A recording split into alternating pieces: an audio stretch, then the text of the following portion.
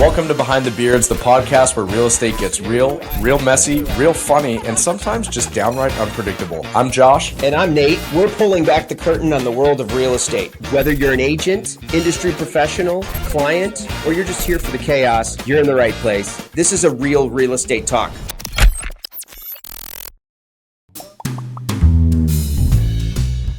I had a listing that went live in November, so I'll give you the backstory. So these clients their plan was to relocate to Henderson in Las Vegas, right? Yep. So number one, I wanted to refer them a really good agent in Las Vegas that was going to get the job done and that they were going to get taken care of, right? Okay.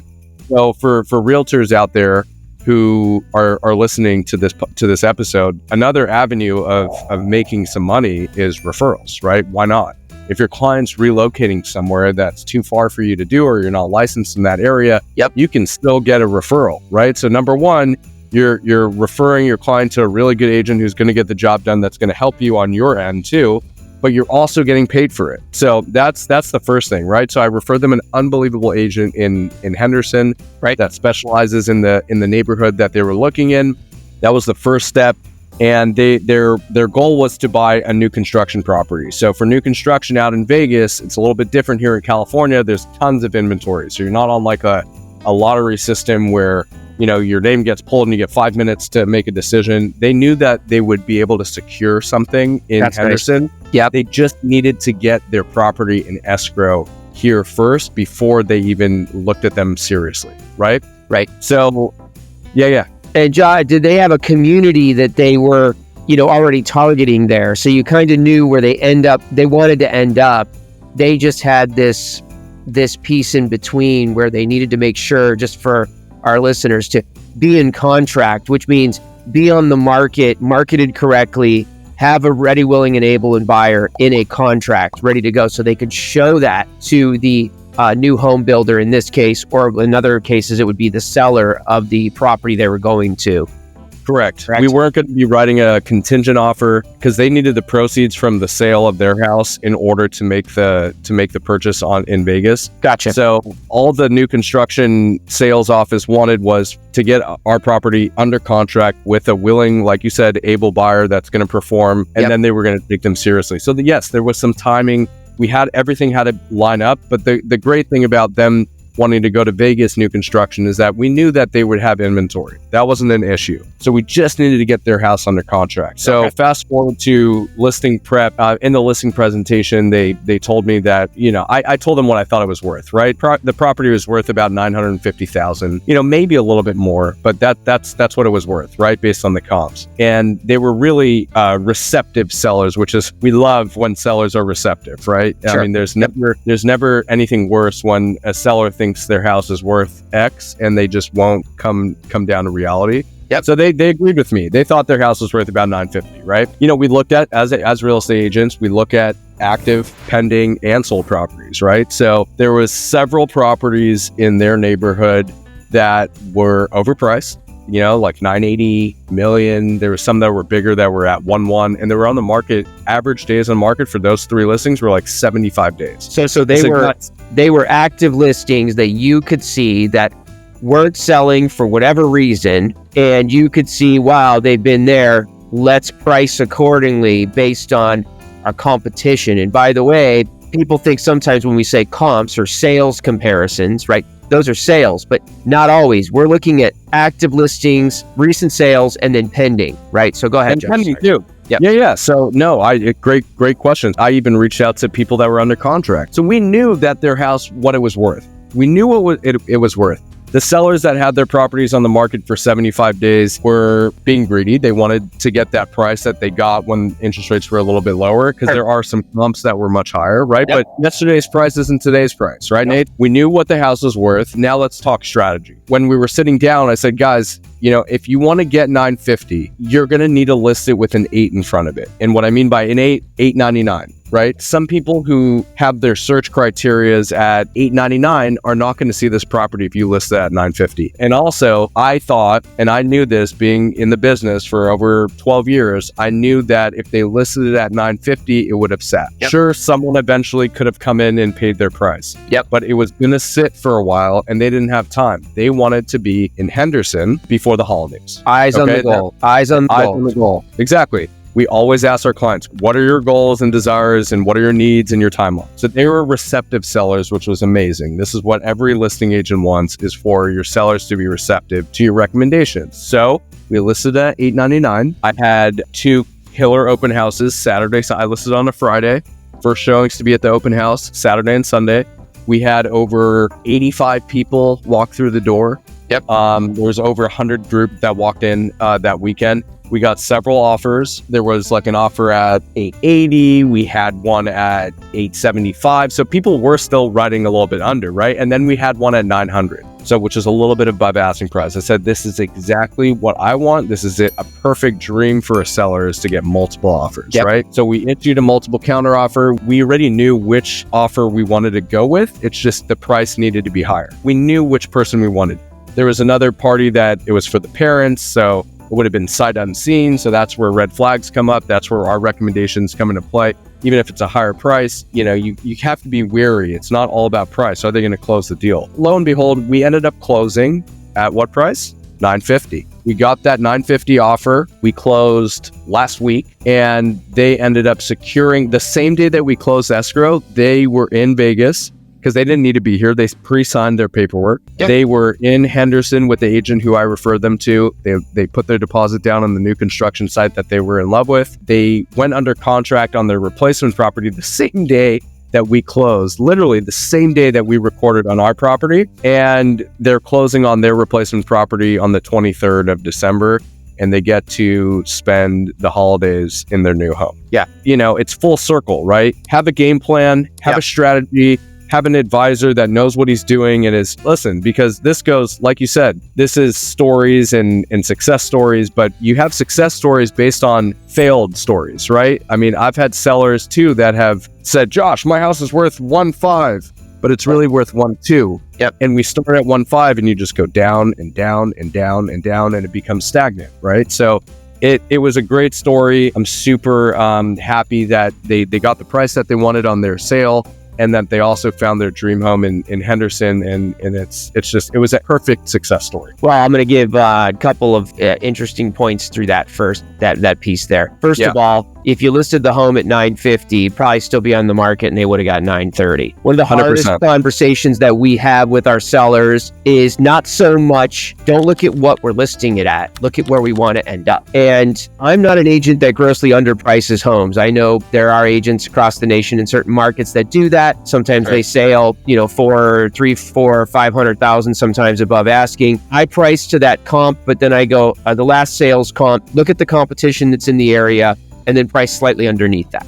And the reason why is because your best offers are going to come within the first week of listing the home, not just in a hot market, but any market. Any market. The market I speaks. Believe that. And I will tell you, the first thing that I'll get to my client success story here too. And it's going to be similar to yours, but I'm going to maybe just lump 2 in and make sure that I kind of give both sides of the fence. And I'll go with a recent one too, because there was a couple times this year where I had that other seller. My house is worth this, look at all the upgrades and updates I've done, not paying attention to, the strategy of where to do it. And of course, in our markets right here, there is that kind of slight hope piece strategy that someone's going to come from a different part of the state where they're going to come in and give you the price. And if not, let's try the strategy of kind of cinching it down because it was a super nice house. Okay, but let's go to a success story here, right? I had one, and the reason why these are success stories, by the way, both these stories, it's the time of year. How many times do we hear as real estate agents, well, the house, we listed the home in June, July, August, even April, earlier than that. And if it doesn't sell by August, the world's ending, it's over because that's when all the kids are in school and my house is never going to sell. Some sellers are like, yeah, if it doesn't sell by September 1st, it's like, no, we need to take it off the market. Let's wait till next year. We can afford to do that. I mean, that's how people think. And it's all about what their goals are again, too, because look, real estate, like any other investment, it's about the time in the market. How long have you owned the property for? There's no guarantees that in a hot market or year over year that it's going to appreciate a certain percentage up and over. So listen to your real estate agent. So first story is, I also had one in November. Long story short, it's a great time for the family to put it on. And actually, this listing was supposed to go on the market in April, but the family, it was a death in the family. And I was working with the successor trustee, who's one of the brothers, and they wanted to make sure that they had all their ducks in a row because it was in trust, and making sure that they had all that. And they wanted to review things with the attorney and everything. So we just waited to put it on. And their questions were, it's November, should we just wait to list it now? Or should we wait to list it next year during the spring market? After a lot of the information I gathered and strategy I put together, there's no other listings going on right now in this neighborhood. It's a very nice neighborhood, single-story homes, older homes, stately, right? This home wasn't a fixer, but it definitely would need some cosmetic updates because it was lived in. And a lot of the homes in the neighborhood were, done. They were approaching numbers of 1, 2, 1, 3 at this bedroom, bath count, and square footage similarity, right? Basically what we did is I coached them. We did a fresh coat of paint. We cleaned it up. We staged it. And I coached them. And we originally took the listing on at a certain price. But what I told my direct contact on it is, let's get it painted, new baseboards, let's get the furniture out, we can incorporate all the stagers furniture, and let's get it out of here, let's get it clean, professionally clean. The cleaners were there for 8 hours that one day. She kept calling me going, I'm just not done yet. And I'm like, he wants to come by and pay you for the service. Yeah. And they just did a really nice job. And there's a lot of care and consideration that goes through each and every step of getting it set up correctly. Like your story, once it was done and the staging was in there, I stepped back and I did this with my beard, as I do. And I said, you know what? This is a home that a family can move into right away. Yes, are they going to want to do countertops? The carpets were cleaned, but maybe they want to change the color palette, expand the kitchen a little bit, redo some bathrooms, right? But it's definitely something that a family can move into this highly desirable neighborhood. The bones were there. It was a great neighborhood. The bones are there. It's a family neighborhood where someone wants to move in. Didn't matter that it was November. Pre-listing inspections all passed with flying colors because the gentleman who owned the house who passed, he took just immaculate care of this house. He's one of those pride of ownership homeowners that we don't see as much anymore, right? Maybe back from in the day. I couldn't believe how clean the inspections came out, and that's including a roof inspection and a pool inspection, right? And we provided those up front, setting the listing up correctly. The last night before we were going to hit the market, I texted my connection and I said, look, I know we took the listing at $969, but let's drop it to $939. Just trust me on this. And what was the reasoning that you did that? I did that because I knew that if we went to $969, there was a piece of me as I looked at recent comps and what someone had done on a little over $1 million or 1.1, that there was at least $100,000 worth of work in there if someone was going to be ultra picky with the cosmetic work that needed to be done. And that's just redoing kitchens, bedroom, and baths. And He said, I trust you. You do whatever you think is right. I know you're going to get it done. And good thing we did, because like you said, day one, I had an offer at list price. Day two, I had another offer at list price. So now I've got multiple offers, right? At $939. Dream.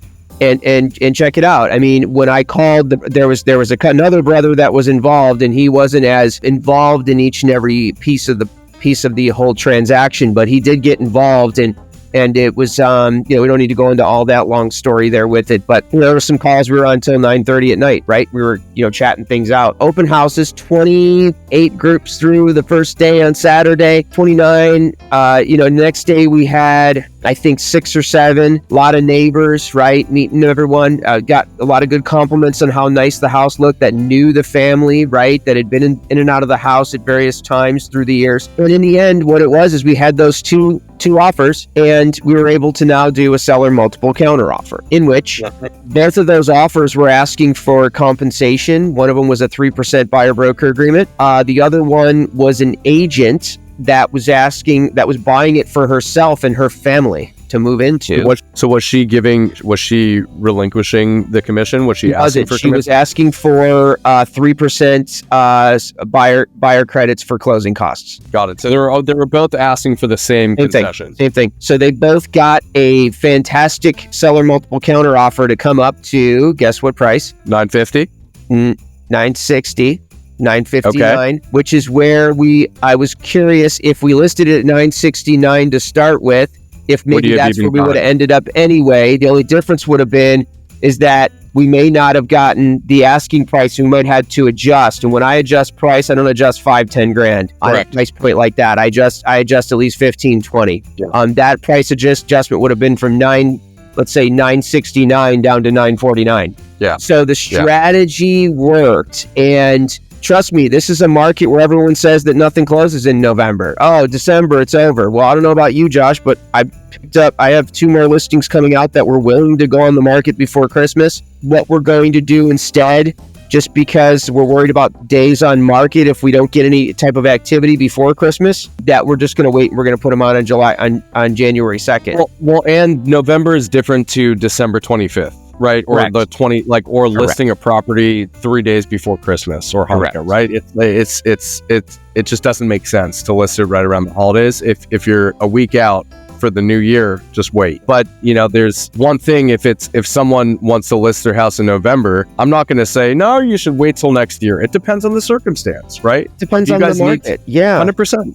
Because, look, I'm going to tell you right now, as we go into next year, let's say the interest rates do start dipping down to 6% or 5.8. Do you know how many of your clients right now are in certain neighborhoods? I have even 2 more I'm thinking about that aren't signed up yet that I'm still talking to about getting signed up. Because if we wait till February 2nd, March in California, it starts our spring market for those of you listening outside of California. But when you put it on February 2nd, there might be 6 other neighbors that had the same idea. Right. So make sure you're talking with your agent and you're helping your clients out from that angle too. I'll give you one more quick one.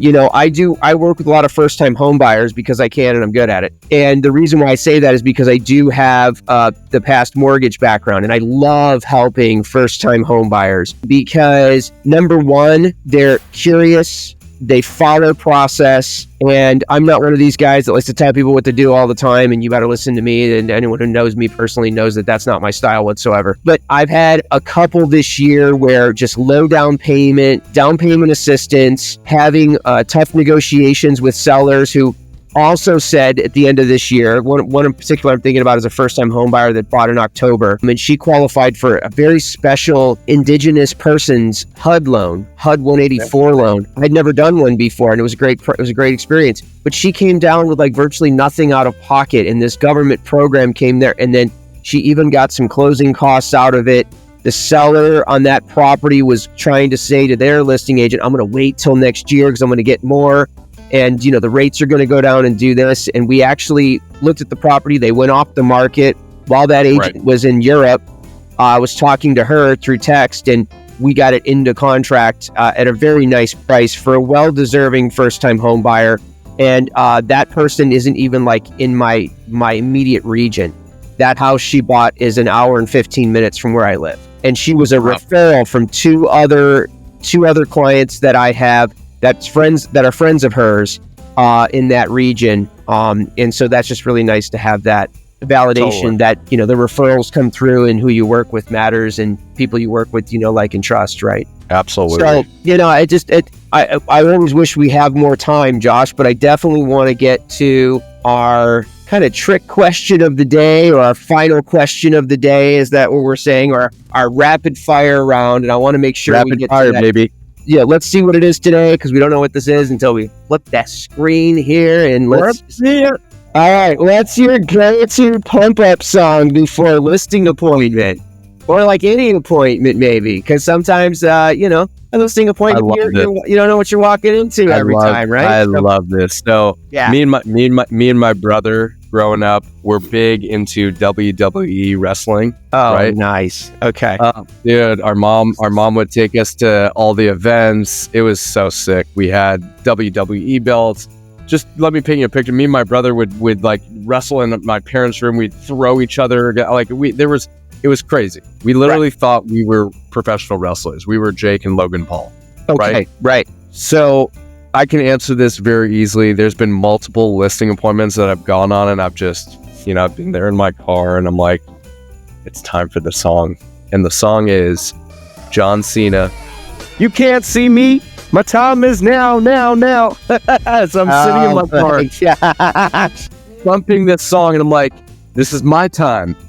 And I'm just in the zone. And I'm like 3 blocks away from the house because my woofers are just boom, right? Yep. And that's my pump up song before I go into a listing appointment. Do you roll up to the house at the curb while the client's looking out their window, roll down the window and just kind of stare at them and go, no, that could be effective as well. I'm throwing some things out there, Sure.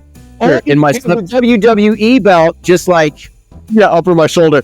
Yeah, just throw it out there, Yeah, in my subconscious, there's like a smoke machine. There's a red carpet.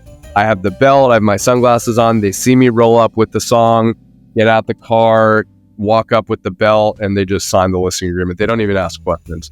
But no, I definitely park a few streets down, bump my song, get in my zone, stay focused, and then turn the music off, park nicely, walk right up to the front door. Well, I think we just, but I think if we were going to do a video, next video, like with our videographer that you and I like to use, we could just take that whole thing and just like, let me just show you here. I'm here for the listing agreement. It's nice to meet you both. And you just hit play on like your iPad. And just, exactly. This is what I really wanted to do today, but I didn't, It would be a funny comedy skit to do, like what your subconscious mind sees you, portrayed into, like when you walk up to a presentation. Yeah. What's your pump up song? Yeah. So I think when I think about this, people that know me, they know I like to listen to obscure bands that probably aren't in the mainstream per se, right?